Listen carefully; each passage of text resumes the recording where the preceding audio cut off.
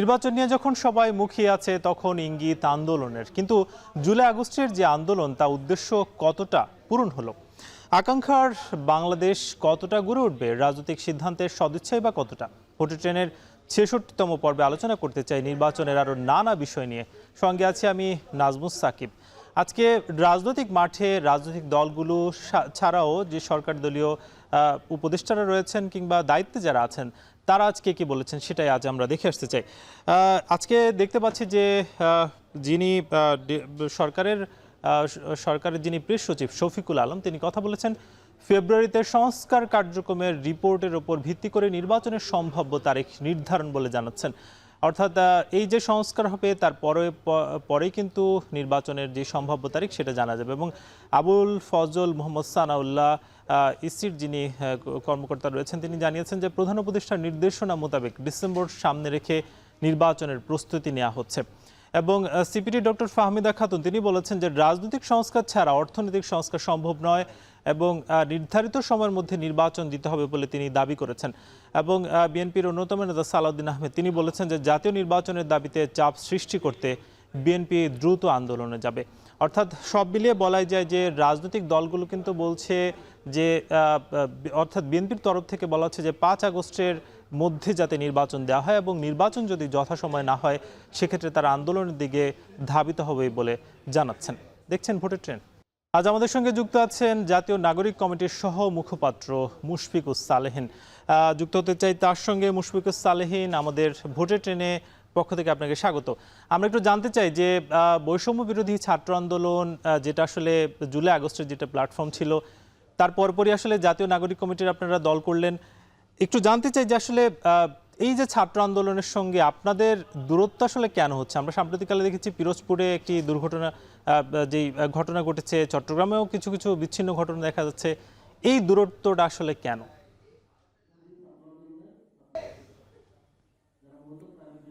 দেখুন, আমরা আসলে মনে করি না যে আমাদের মাঝে খুব বড় ধরনের কোনো দূরত্ব রয়েছে।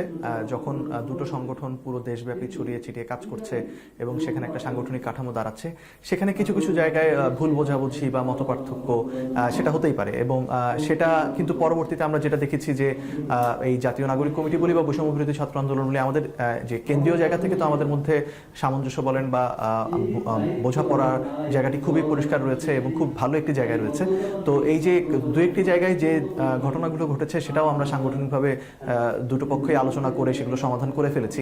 তাই আমরা মনে করছি না যে আসলে খুব বেশি দূরত্ব আমাদের মধ্যে রয়েছে, বরঞ্চ আমরা নিজেদের মধ্যেকার যেই চিন্তাগত জায়গা থেকে আমরা সব জায়গা থেকে আমরা মনে করি যে বোঝাপড়াটা আমাদের ভালোই রয়েছে। যে দু একটি ঘটনা, এই দু একটি ঘটনা এটাও আমরা মনে করি যে আসলে যখন সংগঠনের বিস্তৃতি পুরো দেশ জুড়ে ঘটবে, বিভিন্ন জায়গা থেকে মানুষ এসে সংগঠিত হচ্ছেন, তাদের মধ্যে নানা ধরনের মতপার্থক্য থাকতে পারে। তার হয়তো একটা ছাপ আমরা দেখেছিলাম, বাট সেগুলো আমরা সব সমাধান করে ফেলেছি। কিন্তু এই যে ফেব্রুয়ারিতে আপনাদের একটি নতুন দল আসছে, অর্থাৎ আজকে 29 তারিখ, কয়েকদিন পরে হয়তো সেই দলটি দেখা যাবে। সেই দলটি নিয়ে আপনাদের আসলে প্রস্তুতি কেমন বা কবে নাগাদ দলটি আসলে আসছে?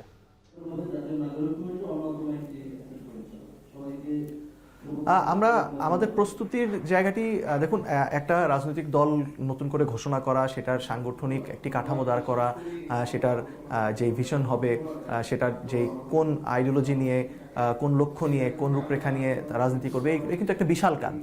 তো এই বিশাল কাজগুলো আসলে অত্যন্ত অল্প সময়ের মধ্যেই আমাদের করতে হচ্ছে। তো সেই প্রস্তুতি আমাদের একদিকে চলছে, আমাদের গঠনতন্ত্র কেমন হতে পারে সেটা নিয়ে আমাদের মধ্যে আলোচনা চলছে, আমাদের দলটার অর্থনৈতিক নীতি কেমন হবে, আমরা রাজনৈতিকভাবে আমাদের নীতিগুলো কীরকম হবে সেগুলো নিয়ে আমাদের মধ্যে আলোচনা চলছে। তো আমরা আশা করছি যে আগামী মাসের মধ্যেই, এবং আমরা মোটামুটি আমরা আত্মবিশ্বাসী যে আগামী মাসের মধ্যেই এই দলটি আত্মপ্রকাশ করতে পারবে। এবং সেই সাথে আমরা এখন পর্যন্ত যেটি করেছি, জাতীয় নাগরিক কমিটি কিন্তু দেশের প্রায় 247টি, প্রায় 250টি থানা উপজেলায় কমিটি দিয়েছে। এবং সেই কমিটিতে আমরা দেখেছি যে দেশের বিভিন্ন প্রান্ত থেকে আমরা অনলাইনে যেমন প্রচারণা চালিয়েছি, সেই সাথে আমরা যখন আমাদের এই প্রোক্লেমেশনের দাবিতে যখন পুরো দেশ জুড়ে গণসংযোগ হলো, এর বাইরেও আমাদের পুরো দেশে বিভিন্ন সময়ে ধারাবাহিকভাবে রাইজিং যে প্রোগ্রামগুলো চলছে, সেখানে কিন্তু আমরা দেখেছি যে দেশের তরুণ সমাজ এবং এমনকি প্রবীণরাও যারা রয়েছেন তারা আসলে খুবই আগ্রহী যে এই যে নতুন একটি রাজনৈতিক দল আসছে, আমরা কি বলতে চাই, আমাদের রাজনৈতিক ভিশনটা কি, নতুন ধারার যে রাজনীতি, যা নতুন রাজনৈতিক বন্দোবস্তের কথা বলছি, এটি নিয়ে মানুষ এক ধরনের আশা নিয়ে আসছেন। এবং অনেক মানুষ যারা আমরা হয়তো দেখেছি অতীতে রাজনীতিতে অতটা জড়িত হতে চাইতেন না, রাজনীতি থেকে দূরে থাকতেই পছন্দ করতেন, এই ধরনের অনেক মানুষও কিন্তু এখন এই রাজনৈতিক প্রক্রিয়ার সাথে যুক্ত হতে চাচ্ছেন, কেননা এক ধরনের পরিবর্তনের একটা আভাস মানুষ দেখছেন। তো আমাদের উপর আসলে একটা বড় ধরনের দায়ভার রয়েছে যে তাদের যে এই যে প্রত্যাশাটা আমাদের প্রতি, সেটা আমরা কতটুকু পূরণ করতে পারবো। তো আমরা আশাবাদী আমাদের যে কার্যক্রমগুলো চলছে, আমাদের বিভিন্ন বিষয়ভিত্তিক বা বিভিন্ন খাতভিত্তিক বিভিন্ন দায়িত্ব আমাদের সংগঠনের বিভিন্ন মানুষকে দেওয়া হচ্ছে, এবং পুরো দেশে আমাদের সাংগঠনিক কাঠামো বিস্তৃতি করার জন্য যে কাজগুলো, সেই কাজগুলো চলমান রয়েছে। এই মুহূর্তেও আমাদের কেন্দ্রীয় কার্যালয়ে ঢাকার একটি থানার রাইজিং কর্মসূচি চলছে, তেজগাঁ থানার রাইজিং কর্মসূচি চলছে। আগামী 2-1 দিনও আগামী শুক্রবার নোয়াখালী জেলায় একটি রাইজিং কর্মসূচি রয়েছে। তো এরকম আমাদের প্রতিনিয়তই কার্যক্রম চলছে। তো আমরা আশা করছি আগামী 1 মাসের মধ্যেই এই দলটি নিয়ে আমরা আত্মপ্রকাশ করা সম্ভব। বাংলাদেশে তো আসলে বেশ কিছু রাজনৈতিক দল কিন্তু আছে এবং নানা ধরনের তার আইডিওলজি বিলং করে, আওয়ামী লীগ বলেন বা বিএনপি বা জামায়াত। তো সেক্ষেত্রে আসলে সেই রাজনৈতিক দলগুলোর যে নীতি, সেটার সাথে আসলে কি আপনারা একমত হতে পারছেন না বলেই কি নতুন দল করছে কিনা, এই প্রশ্নে আপনার কাছে আমরা আসবো। দেখছেন ভোটের ট্রেন্ড, কিছুক্ষণ পর ফিরবো আমরা বিরতির পর।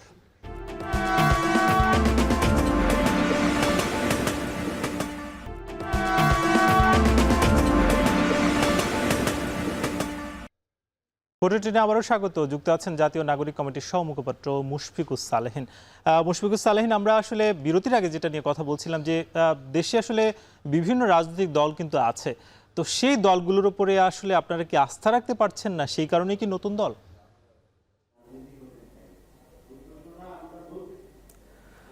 দেখুন, দেশে গত 53 বছর ধরে আমরা রাজনীতির যেমন হাল দেখেছি, সেটার কারণেই কিন্তু একটা সময় আমরা যখন বেড়ে উঠেছি তখন আমরা দেখেছি যে আমাদের তরুণ সমাজের মধ্যে বা আমাদের সমসাময়িক যারা ছিলেন তাদের মধ্যে এক ধরনের আই হেট পলিটিক্স একটা জেনারেশন গড়ে উঠেছিল, একটা অ্যাপলিটিক্যাল জেনারেশন, যারা আসলে রাজনীতি মানে একটা নেতিবাচক জিনিস, রাজনীতি মানে খারাপ, রাজনীতি মানেই হচ্ছে এখানে মারামারি, দুর্নীতি, চাঁদাবাজি, এইগুলো থেকে যারা মানে সমাজের যারা ইতিবাচক কর্মকাণ্ডে আগ্রহী, এইসব মানুষ কিন্তু আসলে দূরে সরে থেকেছেন বলে আমরা দেখেছি।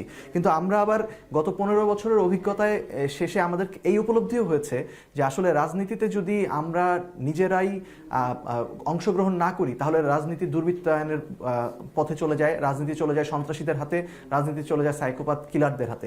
যেই কারণেই কিন্তু দেশের মানুষ 5ই আগস্ট বা এই পুরো জুলাই মাস জুড়ে রাস্তায় নেমে নিজের অধিকার আদায় করার জন্য সংগ্রামে লিপ্ত হয়েছে।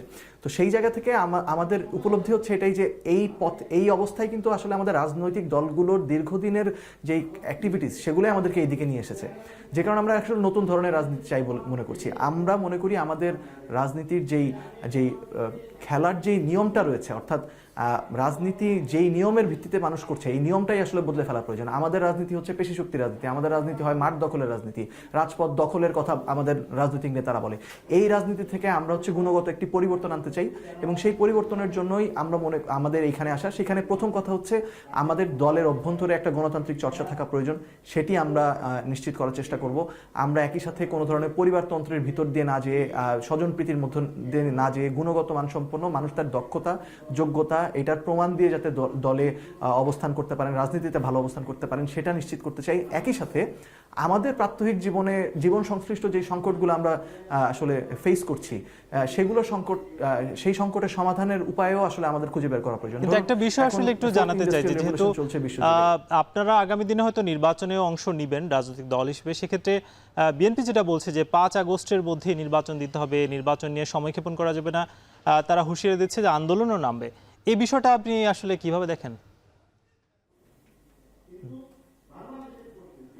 দেখুন, বিএনপি তো বলছে যে একটা ন্যূনতম সংস্কার, নির্বাচন সংশ্লিষ্ট ন্যূনতম সংস্কার করে তারপরে দ্রুত নির্বাচনে যাওয়া প্রয়োজন। তাহলে বিএনপির শুরুতে এটা নির্দিষ্ট করে বলা উচিত যে কি কি ন্যূনতম সংস্কারের মধ্যে তারা কি কি জিনিস আছে বলে মনে করেন, এবং সেই সংস্কারগুলো কি আসলে 5 আগস্টের মধ্যে এই সময়টুকুতে সম্ভব কিনা। কেননা আমরা জানি মার্চ মাসেই রমজান মাস শুরু হয়ে যাবে, পবিত্র রমজান মাসের পরেই রোজার ঈদ, তারপরে অল্প কিছুদিন পরে আবার কোরবানির ঈদ, তার মানে এরপরে ঢাকা, মানে আমি যদি একেবারে প্র্যাকটিক্যালি আমরা যদি আলোচনা করি ওই সময়টায় যে আবহাওয়া সবকিছু মিলে এইটা আসলে ওনারা নিজেরাও কি আসলে এটাকে ফিজিবল মনে করেন কিনা, এটা কিন্তু একটা বড় প্রশ্ন। সেই সাথে আমরা যেটা মনে করছি কিছু সাস্টেনেবল চেঞ্জ করা প্রয়োজন। আমাদের পরবর্তী যেই সরকারটি আসবে শুধু নির্বাচনের মাধ্যমে গণতন্ত্রের এই একটি চর্চার মাধ্যমে নির্বাচিত হয়ে আসলো, কিন্তু তারপরে যেই সরকারটি আসলো সেই সরকারটিও হচ্ছে সংখ্যাগরিষ্ঠতার জোরে এক ধরনের আধিপত্যবাদ কায়েম করলো, সেটা যাতে না হয় সেটার জন্য আমাদের প্রতিষ্ঠানগুলো, আমাদের যে ইনস্টিটিউশনগুলো রয়েছে সেগুলোর কিছু সংস্কার করা প্রয়োজন। সেই জন্য আমরা বলেছি যে আমাদের যে নির্বাহী বিভাগ রয়েছে, আইন বিভাগ এবং বিচার বিভাগ রয়েছে, ক্ষমতার ভারসাম্য নিশ্চিত করা প্রয়োজন। আমরা দেখেছি যে সংস্কার কমিশন যেগুলো রয়েছে সেগুলো থেকে অনেক ধরনের প্রস্তাব এসেছে, সেখানে দেখেছি যে প্রধানমন্ত্রী এবং রাষ্ট্রপতির ক্ষমতার মধ্যে ক্ষমতার ভারসাম্য বাড়ানোর চেষ্টা করা হয়েছে, দ্বিকক্ষ বিশিষ্ট আইনসভার কথা বলা হয়েছে। তো এই যে অনেক ধরনের প্রস্তাব যে এসেছে, এবং আমরা দেখতে পাচ্ছি যে স্থানীয় সরকার ব্যবস্থায় নতুন ধরনের একটি নির্বাচন পদ্ধতির কথা প্রস্তাবে এসেছে। তো এই প্রস্তাবগুলো নিয়ে তো আসলে আলোচনা প্রয়োজন, এবং আলোচনা করে সকল দলের মিলিতভাবে একটি ঐক্যমত্যে পৌঁছানো প্রয়োজন। সেই প্রয়োজনটি আমরা যেমন উপলব্ধি করছি, সরকার বলেছে সেক্ষেত্রে এই ঐক্যমত্যটা আসলে কতদিনে হওয়া উচিত বলে আপনার মনে হয়? এবং নানা ধরনের আসলে সংস্কার কিন্তু এখনো বাকি, অর্থাৎ সংস্কার প্রতিবেদনগুলো মাত্র এসেছে, সেক্ষেত্রে সংস্কার নিয়েও কি খুব তাড়াহুড়ো হয়ে যাচ্ছে কিনা, এই বিষয়টি আপনার সঙ্গে আসবো। দেখছেন ভোটের ট্রেন্ড, আমাদের সঙ্গে যুক্ত আছেন মুশফিকুর সালেহিন। আপনার কাছে যেটা বলছিলাম যে আসলে এই যে সংস্কারের যে সময়, সেটা কি আসলে যুক্তিযুক্ত বা আরও কি দরকার কিনা? ইউরোপিয়ান ইউনিয়ন কিন্তু বলছে যে সময়টা আরও বেশি দরকার। দেখুন, মাননীয় প্রধান উপদেষ্টা কিন্তু বলেছেন যে যদি আমরা একটু বড় ধরনের সংস্কার চাই তাহলে আগামী বছরের মাঝামাঝি সময়ের পর্যন্ত সময় লেগে যাবে।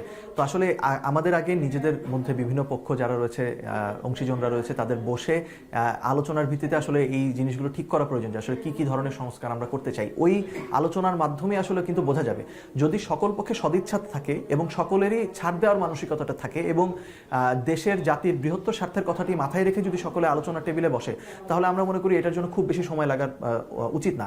সেই সাথে আমরা আরেকটা জিনিস কিন্তু আসলে বারবার জোর দিচ্ছি, সেটা হচ্ছে যে এই যে সংস্কারগুলো আসলে কিভাবে টেকসই হবে। সেই টেকসই হওয়ার একটি বড় জায়গা হচ্ছে আগামী সংসদ নির্বাচনটি বা আগামী নির্বাচনটি হওয়া উচিত একটা গণপরিষদ নির্বাচন। কেননা যদি গণপরিষদ নির্বাচন না হয়, আগামী সংসদকে এই যে পরবর্তীতে এই অধ্যাদেশগুলোকে বা বিভিন্ন সংস্কারকে পাশ করে নিতে হয়। আমরা অতীতে দেখেছি কিভাবে পঞ্চম সংশোধনী, সপ্তম সংশোধনী বা এই সংশোধনীগুলো বাতিল হয়ে গিয়েছে এবং অতীতে বিভিন্ন শাসনামলকে অবৈধ আখ্যা দিয়ে পরবর্তীতে তাদেরকে আইনের আওতায় আনার চেষ্টা করা হয়েছে। তো এই জটিলতাগুলো এড়ানোর জন্য এবং এই সংস্কারগুলোকে টেকসই করার এবং দীর্ঘমেয়াদী করার জন্য আমাদের গণপরিষদ নির্বাচনটা খুব জরুরি। এবং সেই দিকে যদি আমরা সকল দল মিলে বা সকল যারা পক্ষ রয়েছে সমাজের এবং রাজনীতিতে, তারা একমত হলেই আমরা মনে করি যে আসলে দ্রুতই এদিকে আগানো সম্ভব। তবে আমাদের আসলে আলোচনাটা এখন করা দরকার কি সংস্কার হবে সেগুলো নিয়ে। আমরা যদি আসলে সংস্কার নাকি নির্বাচন এই ধরনের এক ধরনের আলোচনায় থাকি, আমরা কিন্তু আসলে আসল আলাপটা করছি না। আসল আলাপটা যদি শুরু করা যায় তাহলেই আসলে আমাদের অগ্রগতিটা হবে। না হলে 6 মাস পেরিয়ে গেছে, এখন অনেকেই প্রশ্ন করছে আসলে 6 মাসে কি সংস্কার হলো। 6 মাসে আসলে সংস্কারের জন্য কি উদ্যোগটি বাকিরা কারা নিয়েছে, আসলে যেই বিভিন্ন পক্ষের বিভিন্ন ধরনের সংস্কার প্রস্তাবনা রয়েছে সেগুলো নিয়ে তারা যদি রাজনীতিটা করতো, সেগুলো নিয়ে যদি তারা সরকারকে চাপ প্রয়োগ করতো, তাহলেও কিন্তু কিছু ক্ষেত্রে আমরা সংস্কার দেখতে পারতাম। কিন্তু আমরা দেখছি যে এক ধরনের আমরা মোটা দাগে কিছু আলোচনা হচ্ছে যে সংস্কার আগে নাকি নির্বাচন, এবং এই যে সংস্কার নির্বাচন নিয়ে যখন আসলে কথা হচ্ছে, মুশফিকুর সালেহিন, একটু জানতে চাই যে আসলে আপনাদের দলের পক্ষ থেকে বলা হচ্ছে কিংবা বৈষম্য বিরোধী ছাত্র আন্দোলনের পক্ষ থেকে বলা হচ্ছে যে আওয়ামী লীগ আসলে পুরোপুরি নির্বাচন আসতেই পারবে না, বিষয়টা কিভাবে দেখেন? দেখুন, আওয়ামী লীগ আমরা কিন্তু শুরু থেকে যেটা বলেছিলাম সেটা হচ্ছে যে যদি বিচার হয় তাহলে আওয়ামী লীগের যারা এই গণহত্যার সাথে জড়িত তারা সকলে আইনের আওতায় আসবে। তাদেরকে নিয়ে আসলে আর আলোচনার কিছু নেই। যারা বিচারিক প্রক্রিয়ার ভিতরে থাকবে, যারা শাস্তি পাবে, তাদের তো এমনিতেই রাজনীতি করার অধিকার, নির্বাচন করার অধিকারটি থাকে না। এর বাইরে যে আওয়ামী লীগ দলটি রয়েছে সেই দলের নেতাকর্মীরা যদি তাদের যেই গণহত্যায় তাদের যেই দায়টাই রয়েছে সেই দায় স্বীকার করে জাতির কাছে ক্ষমা চায়, তাহলে পরবর্তীতে আলোচনা হতে পারে যে রিকনসিলিয়েশনটা হবে কিনা। কিন্তু আমরা উল্টো দেখেছি এই দলটি অন্যভাবে সন্ত্রাসী কার্যক্রম চালিয়ে যাওয়ার দিকে ধাবিত হচ্ছে এবং তারা নতুন করে নানা ধরনের কর্মসূচি দিচ্ছে। আমরা মনে করছি যে আসলে জনগণই, আপনি দেখবেন যে হয়তো আগামী ফেব্রুয়ারি মাসে তারা যদি এরকম কিছু করার চেষ্টা করে, অতীতে কয়েকটি ঘটনা আমরা যেমন দেখেছি, জনগণ হয়তো তাদেরকে গ্রহণ করবে না, প্রত্যাখ্যান করবে অথবা প্রতিহত করবে। সেই জায়গা থেকে আমরা মনে করি যেই দলকে জনগণ চায় না সেই দলকে আসলে রাজনীতির মাঠে আসার কিছু নেই। এই দলের রাজনীতিতে আসার জন্য আগে অবশ্যই যেটি করতে হবে সেটি হচ্ছে বিচারের মাধ্যমে অপরাধী খুনিদেরকে আমাদের দেশের দায়িত্বে রাজনীতি নিয়ে তারা দেশ নিয়ে কথা বলবে, সমাজ নিয়ে কথা বলবে, সেটা আমরা দেখতে চাই না। আমরা এদের বিচারের আওতায় আনা দাবি জানাই এবং আমরা মনে করি যে এই বিচারের কার্যক্রমটি একটু ধীর গতিতে চলছে। সরকারকে এই বিচারের কাজটি আরো দ্রুত শুরু করা প্রয়োজন এবং একই সাথে আওয়ামী লীগের ব্যাপারে কঠোর, যেহেতু তাদের মধ্যে কোনো ধরনের অনুতাপ নেই, কোনো ধরনের, তারা উল্টো এখন বিভিন্ন ধরনের কনস্পিরেসি থিওরি বলার চেষ্টা করছে যে আসলে জুলাই কি হয়েছে, দেশের মানুষ দেখেছে আসলে কি হয়েছে, তারপরে এরকম একটা সন্ত্রাসী সংগঠনকে আসলে রাজনীতিতে দেখতে, অর্থাৎ আপনারা আসলে বিচার এবং বিচার সেটা চান এবং তা আওয়ামী লীগ যাতে ক্ষমা চায় সেই বিষয়টা কিন্তু আপনি বললেন। মুশফিকুর সালিন, আপনি সবগুলো প্রশ্নই সুন্দরভাবে আমাদেরকে জানিয়েছেন, অসংখ্য ধন্যবাদ ভোট ট্রেনের পক্ষ থেকে। আমরা একটু বিরতিতে নিতে চাই, ঠিক ফিরবো কিছুক্ষণ পর।